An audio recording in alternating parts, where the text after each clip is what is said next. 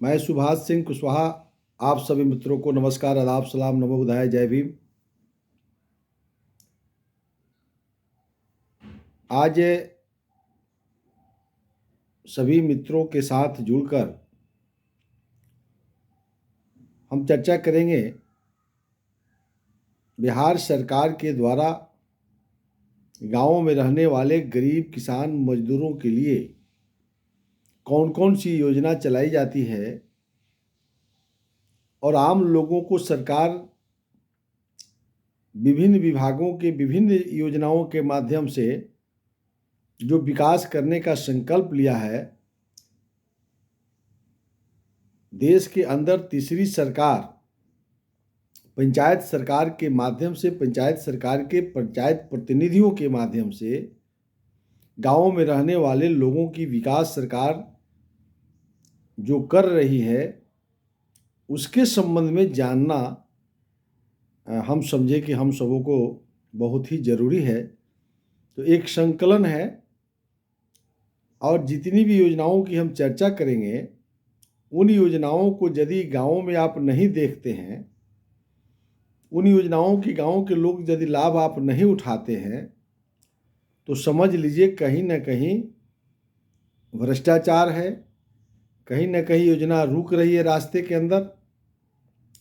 इसलिए आज का जो यूट्यूब चैनल या विभिन्न लिंक के माध्यम से फेसबुक पेज पर देख रहे हों, जहाँ भी आप ट्विटर वगैरह पर भी देखेंगे, तो खास करके यूट्यूब चैनल से जुड़े हुए और आज के वीडियो जो सुनने के लिए चाह रहे हैं, आपसे आग्रह है कि अंत तक आप ज़रूर देखेंगे तो लगेगा कि केंद्र और राज्य की सरकार गांव में रहने वाले लोगों के लिए क्या क्या कर रही है।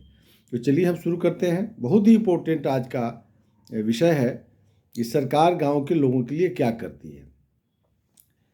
सबसे पहले तो मैं चर्चा करना चाहता हूं कि बच्चे जब माँ के गर्भ में पलते हैं, यानी जिस दिन बच्चे को यह जांच के रिपोर्ट में माँ को जब यह पता लगता है मेडिकल रिपोर्ट के हिसाब से कि बच्चे गर्भ में हैं, तो जैसे ही गांव में काम करने वाली आशा है उसके माध्यम से तुरंत जो है विभाग को सूचना दी जाती है और उसी दिन से सरकार जो है उस बच्चे के लिए पोषाहार, उस माँ को अच्छा पोषाहार आंगनबाड़ी केंद्रों के माध्यम से देना शुरू कर दिया जाता है। यानी जब हम गर्भ में रहते हैं उस दिन से सरकार हमारी चिंता शुरू करती है।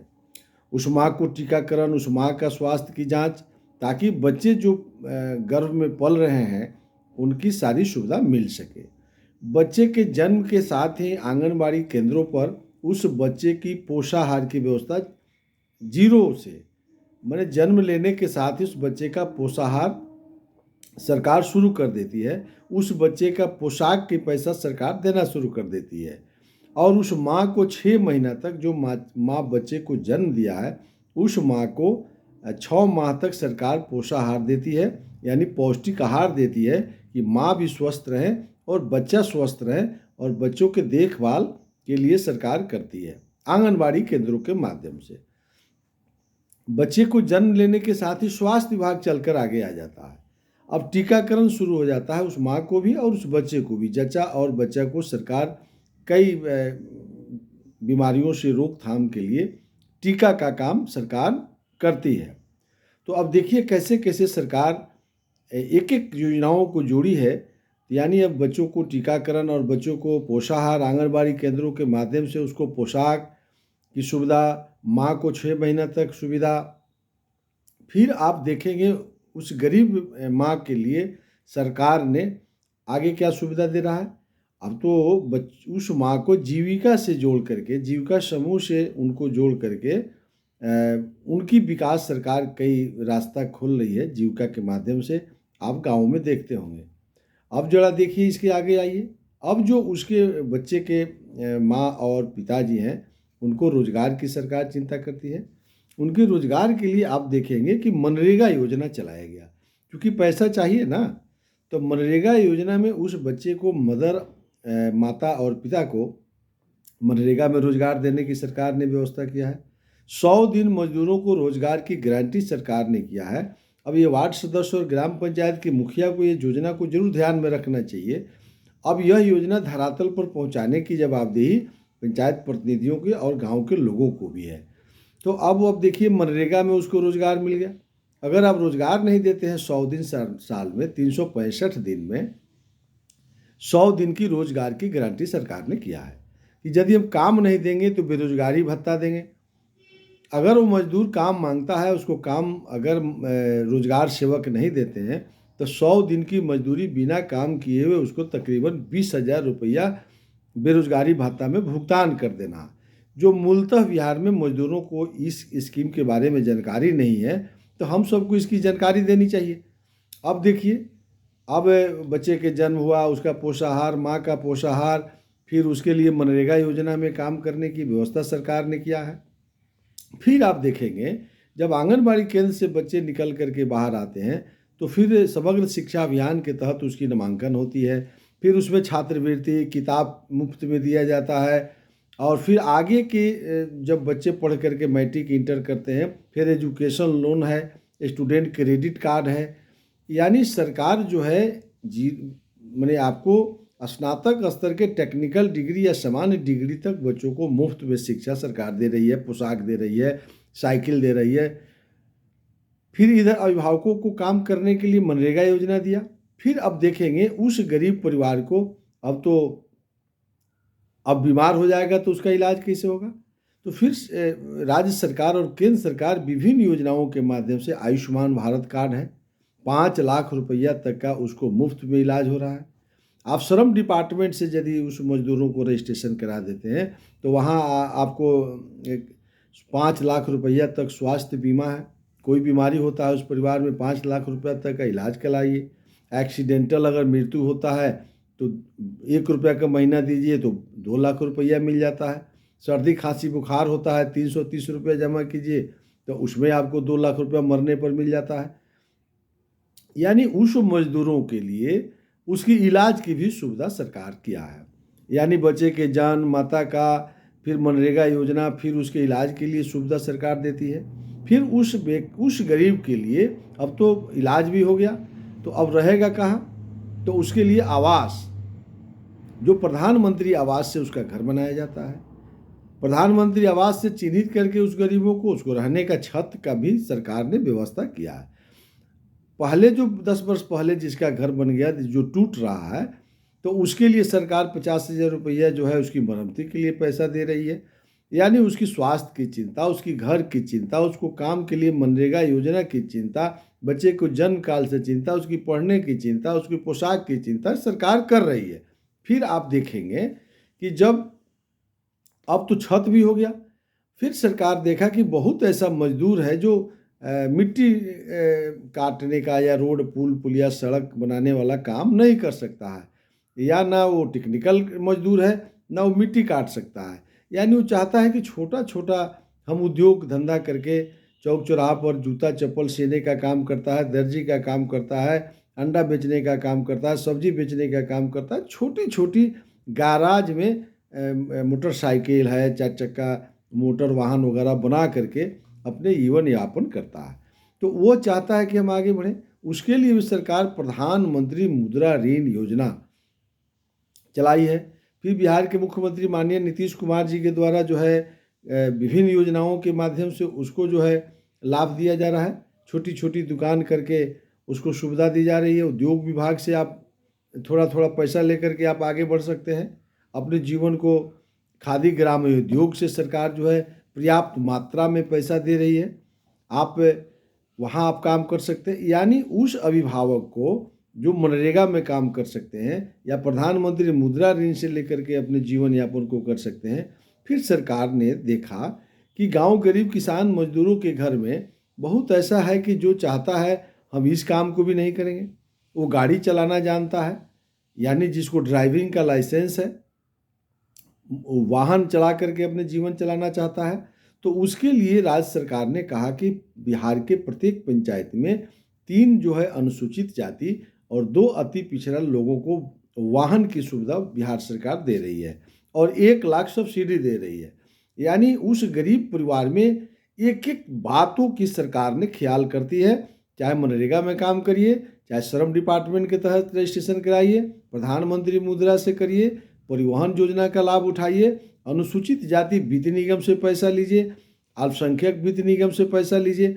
यानी आपके जीवन को आगे बढ़ाने के लिए सरकार हर स्तर से प्रयत्नशील है कि कैसे आपको, अब ये सब सुविधा हो गया तो अब स्वच्छ पानी भी चाहिए, गरीबों को घर में सबको स्वच्छ पानी चाहिए, तो नल जल योजना चलाई गई।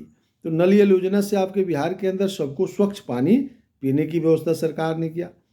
फिर देखा कि सब सुविधा हो जाए, घर से निकलिएगा प्रधानमंत्री सड़क पर जाने के लिए, प्रधानमंत्री सड़क से आपको 4 लेन पर जाने के लिए गांव की जो पगडंडी होती है, तो गली और नली जल जमाव की स्थिति से निपटने के लिए सरकार ने यह व्यवस्था किया 7 निश्चय, इसकी भी सरकार ने दिया। आपके घर में बिजली चला जाए, सरकार इसकी भी चिंता किया कि हर घर को बिजली, हर घर को पानी, हर व्यक्ति का छत, हर साया छत हो, हर मजदूरों को रोजगार, मनरेगा योजना से हर टेक्निकल मजदूरों को श्रम डिपार्टमेंट से रजिस्ट्रेशन करा करके उसकी 2 बेटियों को 50-50 हज़ार रुपया सरकार सुविधा दे रही है।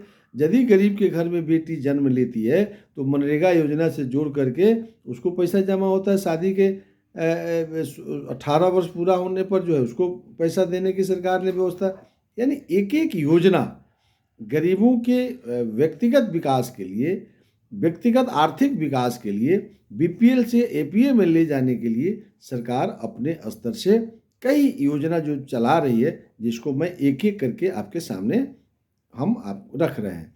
तो मजदूरों का ख्याल सरकार जो अपने हिसाब से किया है, इसकी जानकारी किसको होनी चाहिए?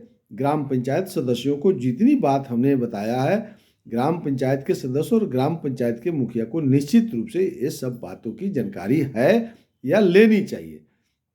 लेकिन इससे ज़्यादा जरूरी है गांव के जो बुद्धिजीवी वर्ग के लोग हैं, सेवानिवृत्त पदाधिकारी कर्मचारी है, वह गाँवों में चौपाल लगाना चाहिए प्रतिदिन और बैठ करके एक एक योजना पर चर्चा करनी चाहिए। इसलिए मैं आपके सामने यह विषय, संपूर्ण विषय कि गाँव के अंदर लोगों में एक चर्चा है कि राज्य सरकार और केंद्र सरकार को हम लोग हर साल बनाते हैं, कोई कुछ नहीं करता है, विधायक जी कुछ नहीं करते हैं, सांसद जी कुछ नहीं करते हैं, मुखिया जी कुछ नहीं करते हैं, वार्ड, मैंने एक तरह से गांव के लोगों को, जनप्रतिनिधियों के प्रति नफरत होती जा रही है।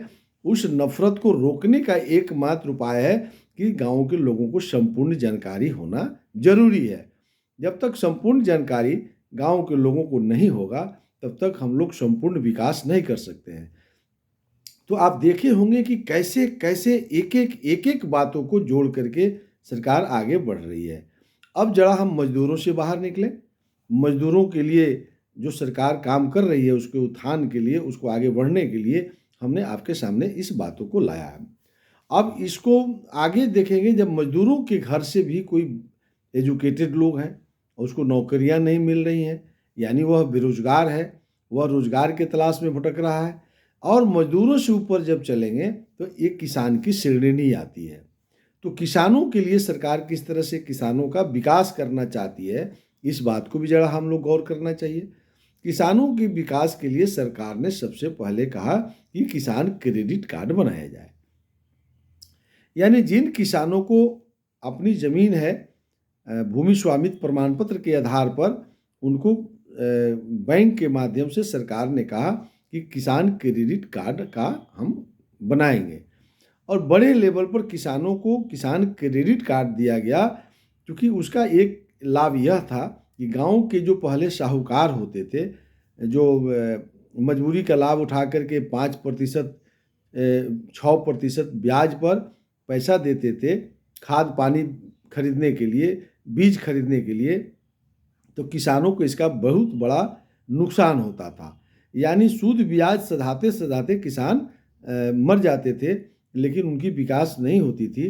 तो सरकार ने साहूकारों को रोकने के लिए किसान क्रेडिट कार्ड चलाया, जिसमें मात्र 7% ब्याज सरकार को, बैंक को देना पड़ता है किसानों को। लेकिन उसमें जो किसान रेगुलर पेमेंट करते हैं, यानी हर 6 महीना पर रबी और खरीफ का जो सीजन है, अगर पैसा जमा करते हैं, निकालते हैं, तो उसमें केंद्र की सरकार 3% की सब्सिडी देती है और राज्य सरकार 1% की सब्सिडी देती है।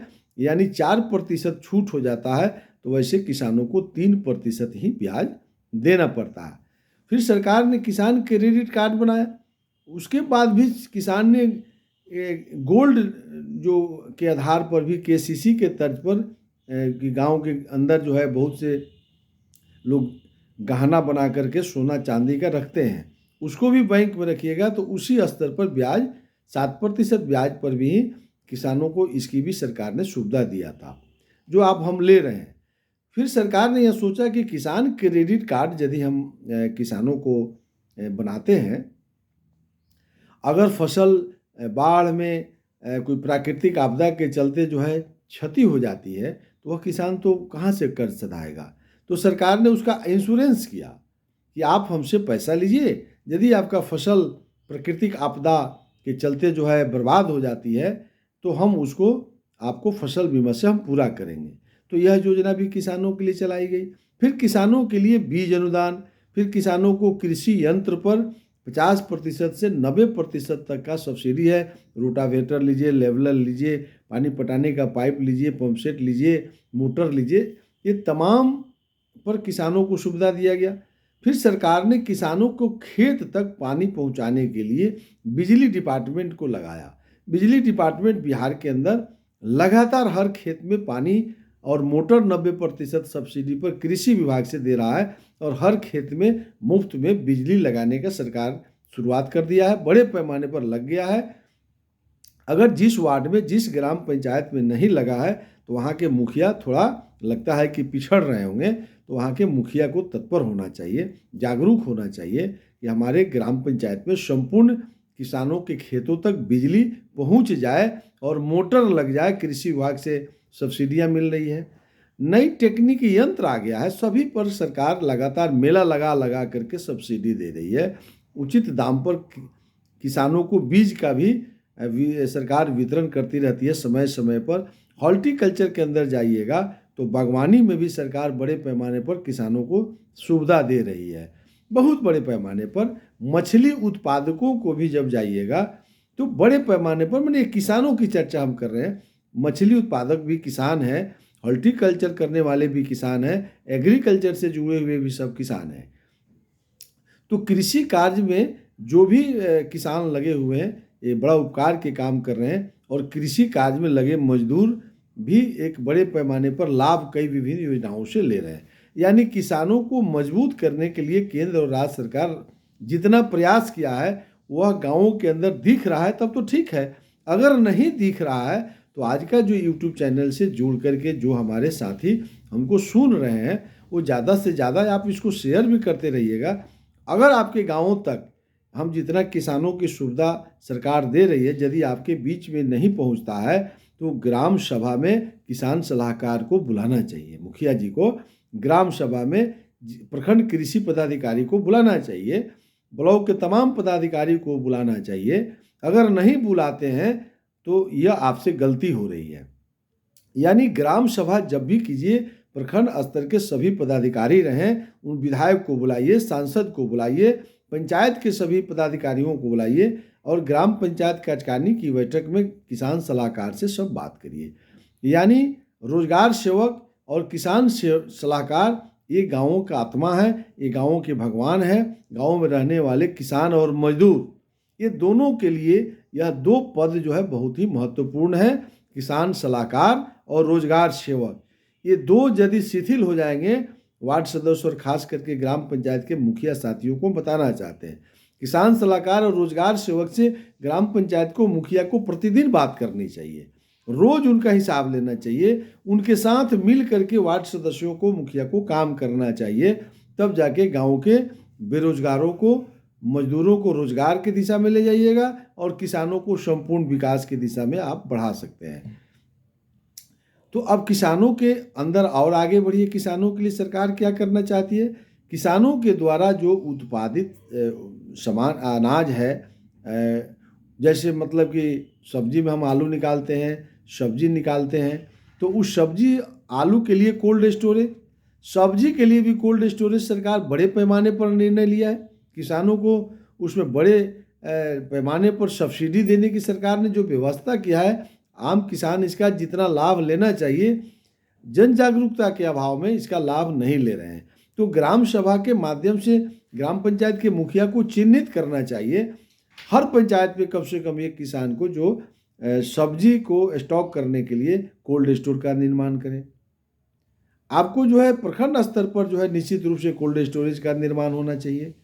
तो कृषि उत्पादित जो अनाज है उसको कृषि उद्योग धंधा से जोड़ने का, कृषि आधारित उद्योग का विकास करना कौन करेगा? पंचायत समिति को निर्णय लेना चाहिए। वार्ड सदस्य को अपने वार्ड सभा में इस बातों को चर्चा करना चाहिए। कृषि आधारित उद्योग कौन कौन हो सकता है? आपको गाँव के आम है, लीची है, अमरूद है, विभिन्न फल जो उत्पादन होता है उसका जूस तैयार हो रहा है, जूस का पैकेट बना करके विदेश में भी सप्लाई होता है। यानी कृषि आधारित उद्योग धंधे की स्थापना, उसकी प्रशिक्षण दिलाना करना चाहिए। फिर किसानों के लिए सरकार ने डेयरी फार्म को बढ़ावा दिया है, यानी गाय पालन है, बकरी पालन है, आपको कुक्कुट पालन है, आप जो चाहते हैं आपको सरकार आपके साथ खड़ी है। यानी किसानों के लिए सरकार जो है हर हिसाब से, हर प्रकार से उद्योग धंधा दे करके गाँव के बेरोजगार कौन होते हैं? मजदूर और किसान के घर में आपको जो है 90% बेरोजगार हैं। यानी संपूर्ण किसानों की विकास, संपूर्ण गांव में रहने वाले गरीब मजदूर किसानों की विकास के लिए सरकार ये सब योजना चला रही है। फिर किसान के बच्चे लड़के जब आगे बढ़ना चाहते हैं, स्टूडेंट क्रेडिट कार्ड से पढ़ करके आगे आ जाते हैं, अब उनकी नौकरी के लिए बेरोजगारी है, तो स्किल डेवलपमेंट डिपार्टमेंट, कौशल विकास केंद्र आपके जिले और हर प्रखंड मुख्यालय में है। वहाँ आप प्रशिक्षण ले लीजिए, 3 महीना, 6 महीना, साल भर का अलग अलग फैकल्टी में आप प्रशिक्षण लीजिए। अभी आपका रोजगार मेला लग रहा है पूरे बिहार के, आपको अखबार में निकल गया है।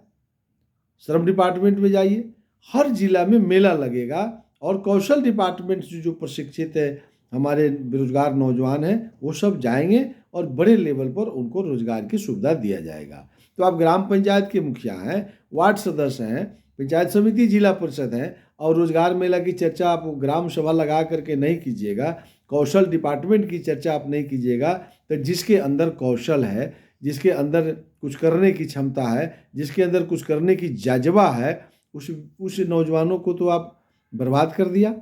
उस नौजवानों के लिए तो आप काम नहीं दे रहे हैं। वह नौजवान कैसे आगे बढ़ेगा?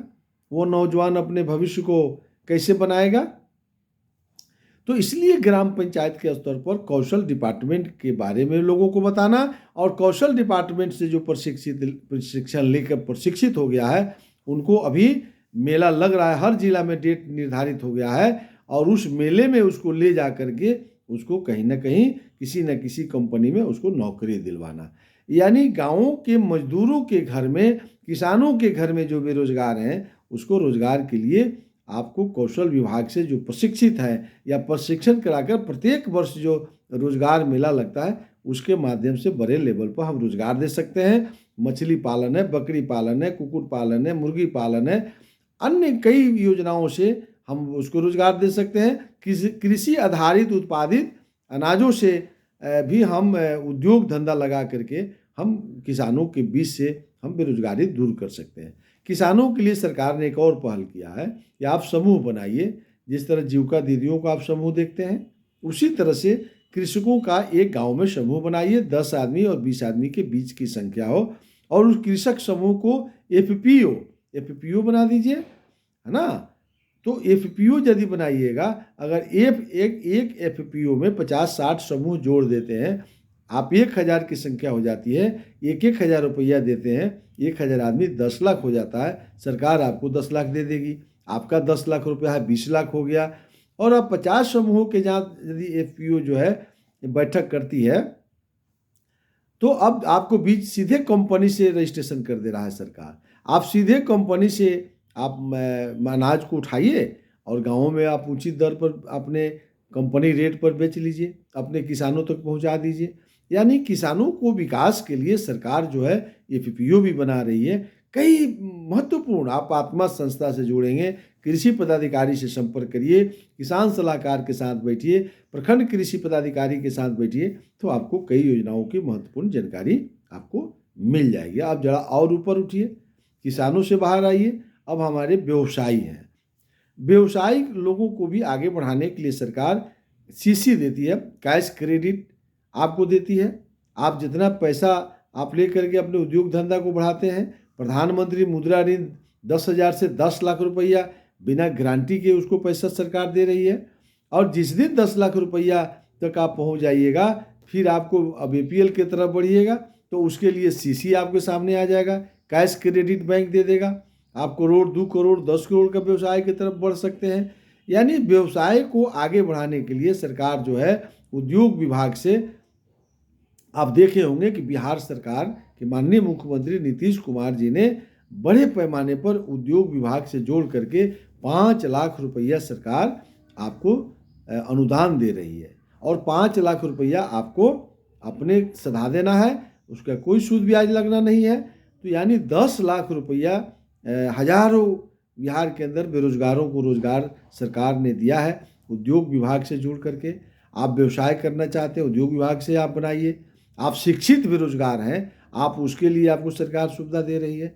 यानी किसी भी बेरोजगारों को निराशा इसलिए हाथ लग रही है कि हम ग्राम पंचायत सभा में, ग्राम सभा और वार्ड सभा में बेरोजगारों के लिए प्लानिंग नहीं कर रहे हैं।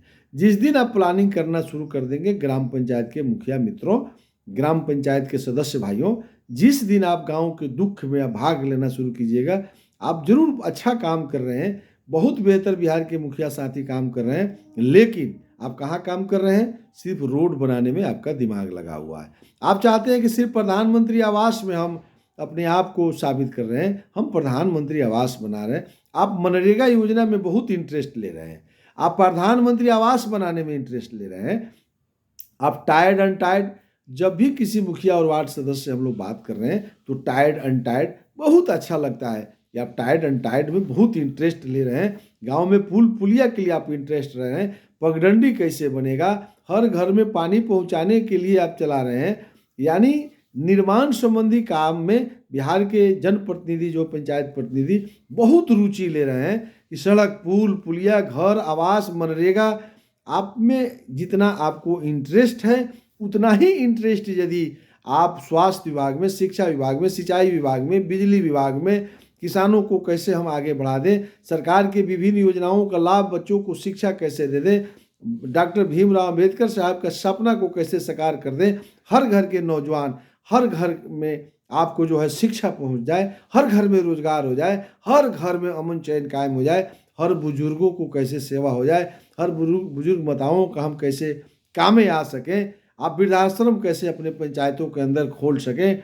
आप जितनी भी डिपार्टमेंट है, 29 डिपार्टमेंट, आप जो बेघर है उसको घर बन जाए, जिसको अपनी ज़मीन नहीं है उसको पर्चा कैसे मिल जाए, यानी हर सर को छत मिल जाए, हर व्यक्ति को स्वच्छ पीने की पानी मिल जाए। निश्चित रूप से ये सब पर आप कर रहे हैं और तेजी लाने की जरूरत है।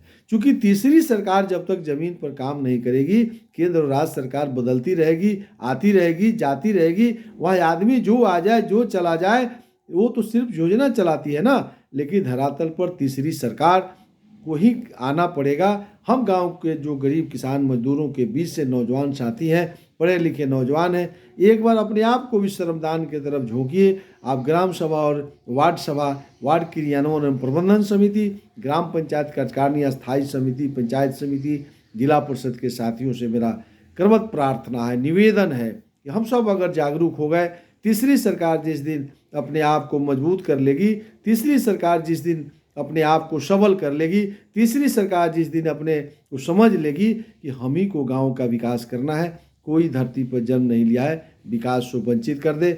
आइए एक बार बिहार के मित्रों, बिहार के साथियों, आप सबको कि आप हमको सुने, आपके प्रति मैं आभार प्रकट करता हूं और बधाई देता हूं, इस आशा के साथ कि इस चैनल को आप ज़रूर सब्सक्राइब करेंगे। आप हमको जितना सब्सक्राइब करें, आप इसको शेयर करें, ज़्यादा से ज़्यादा बिहार के विकास में हम सब अपनी महत्वपूर्ण भूमिका का निर्वहन कर सके। इसी आशा और विश्वास के साथ मैं विदा लेते हुए आप सभी को नमस्कार, आदाब, सलाम, नमो बुद्धाय, जय भीम।